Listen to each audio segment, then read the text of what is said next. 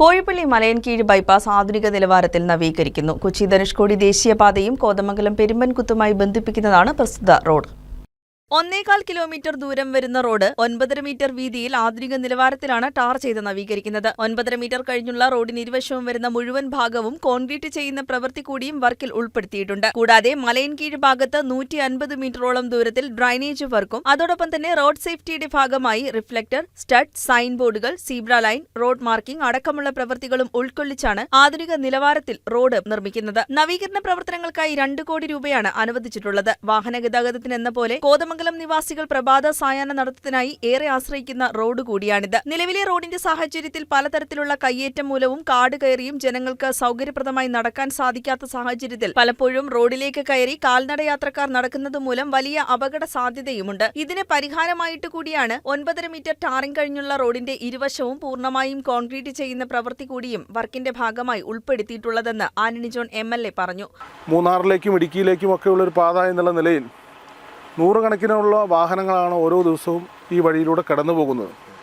അതുകൊണ്ട് തന്നെ ആധുനിക നിലവാരത്തിൽ ഇത് നവീകരിക്കാൻ വേണ്ടിയിട്ടുള്ള ഒരു തീരുമാനത്തിലേക്ക് നമ്മളിപ്പോൾ എത്തിയിട്ടുള്ളത്.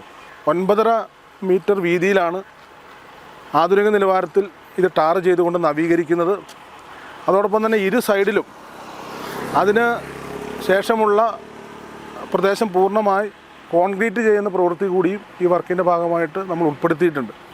അതോടൊപ്പം തന്നെ വലിയ വെള്ളക്കെട്ട് രൂപപ്പെടുന്ന മലയൻകീഴ് ജംഗ്ഷനിൽ ഒരു 150-200 മീറ്ററോളം വരുന്ന ഡ്രെയിനേജ് സൗകര്യം കൂടി ഈ വർക്കിൻ്റെ ഭാഗമായി അതിൽ നമ്മൾ ഉൾപ്പെടുത്തിയിരിക്കുകയാണ്.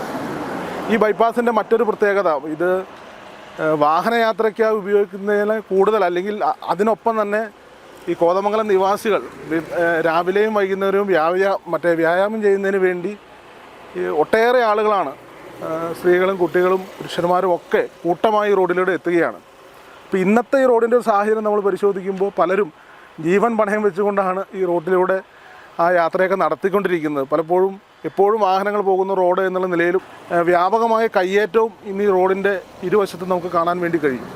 അപ്പോൾ അതുകൊണ്ട് തന്നെ കാൽനട യാത്രയ്ക്കായി പോകുന്നവർ അല്ലെങ്കിൽ ഈ വ്യായാമം ചെയ്യാനൊക്കെയായി വരുന്ന ആളുകളെ സംബന്ധിച്ച് അവരെല്ലാം ഈ റോഡിലൂടെ കയറി നടക്കുന്ന നിലയിലുള്ള കാഴ്ചയാണ് പലപ്പോഴും നമ്മൾ കാണുന്നത്.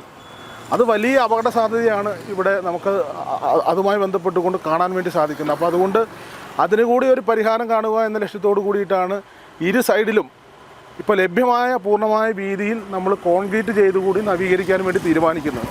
നിർമ്മാണ പ്രവർത്തനങ്ങൾ ആരംഭിക്കുന്നതിന് മുന്നോടിയായി MLAയുടെ നേതൃത്വത്തിൽ ജനപ്രതിനിധികളും ഉദ്യോഗസ്ഥരും റോഡ് സന്ദർശിച്ചു. മുനിസിപ്പൽ ചെയർമാൻ KK ടോമി, കൌൺസിലർമാരായ KV Thomas, KA Noushad, advocate Jose Varghese, പൊതുമരാമത്ത് assistant executive engineer VP Sindo, overseer Geethu Krishnan തുടങ്ങിയവരും MLAയോടൊപ്പം ഉണ്ടായിരുന്നു. നവീകരണ പ്രവർത്തനങ്ങൾ നല്ല രീതിയിൽ പൂർത്തീകരിക്കുവാൻ ജനങ്ങളുടെ പൂർണ്ണ സഹകരണം ഉണ്ടാകണമെന്നും MLA അഭ്യർത്ഥിച്ചു.